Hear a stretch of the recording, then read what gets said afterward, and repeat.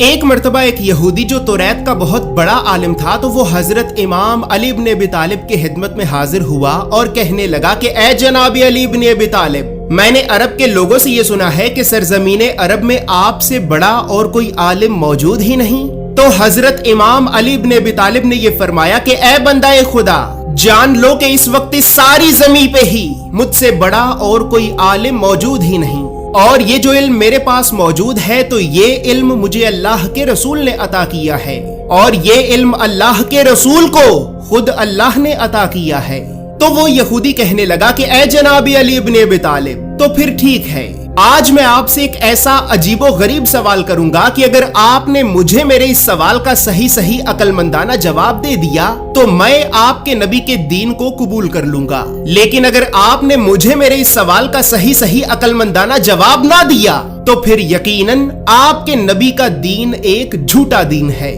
تو حضرت امام علی ابن ابی طالب نے یہ فرمایا کہ اے بندہ خدا، تم مجھ سے جو بھی سوال کرنا چاہتے ہو بے شک وہ سوال کرو۔ تو وہ یہودی کہنے لگا کہ اے جناب علی ابن ابی طالب، میرا سوال یہ ہے کہ آپ مجھے یہ بتائیں کہ آخر اس زمین پہ سب سے پہلے خون کا قطرہ کس کا گرا تھا؟ تو حضرت امام علی ابن ابی طالب نے یہ فرمایا کہ اے بندہ خدا، تو پھر جان لو کہ تم قوم یہود یہ سمجھتے ہو کہ جب آدم کے بیٹے قابیل نے حابیل کو قتل کیا تو حابیل کے قتل ہونے کے بعد حابیل کے جسم سے جو خون کا قطرہ اس زمین پہ گرا تھا تو وہی خون کا قطرہ سب سے پہلے اس زمین پہ گرا تھا۔ حالانکہ اے بندہ خدا، تم یہودیوں کی یہ بات 100% غلط ہے۔ تو وہ یہودی کہنے لگا کہ اے جناب علی ابن ابی طالب، اگر ہم قوم یہود کی یہ بات غلط ہے تو پھر اس زمین پہ سب سے پہلے خون کا قطرہ اور کس کا گرا تھا؟ تو حضرت امام علی ابن ابی طالب نے یہ فرمایا کہ اے بندہ خدا، تو پھر اب جان لو کہ اس زمین پہ جو سب سے پہلے خون کا قطرہ گرا تھا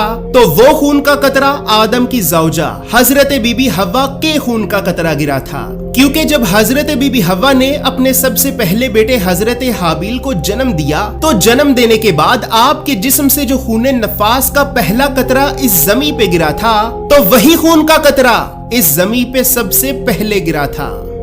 دوستو یاد رہے کہ نفاس عربی زبان کا لفظ ہے اور اس کا مطلب یہ ہے کہ وہ خون کہ جو ایک عورت کے جسم سے بچہ پیدا ہونے کے بعد نکلتا ہے، ایسے خون کو خون نفاس کہتے ہیں۔ اور دوستو یہاں پر یہ بات بھی یاد رہے کہ اس یہودی نے حضرت امام علی ابن ابی طالب سے یہ جو سوال کیا تھا تو یہ سوال بحار الانوار کے والیوم نمبر 36 میں موجود ہے، اور بحار الانوار کے علاوہ اسی سوال کا ہی ایک طریق آج سے 1000 سال سے بھی پہلے لکھی گئی احادیث کی ایک معتبر ترین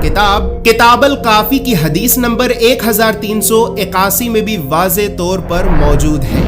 بس پھر اب جیسے ہی اس یہودی نے یہ دیکھا کہ حضرت امام علی ابن ابی طالب نے تو اسے اس کے سوال کا صحیح اور عقل مندانہ جواب دے دیا ہے تو پھر وہ یہودی بھی یہ کہنے لگا کہ لا الہ الا اللہ محمد رسول اللہ، میں گواہی دیتا ہوں کہ اللہ کے علاوہ کوئی عبادت کے لائق نہیں اور محمد صلی اللہ علیہ وآلہ وسلم ہی اللہ کے رسول ہیں، اور محمد صلی اللہ علیہ وآلہ وسلم ہی اللہ کے رسول ہیں، اور محمد صلی اللہ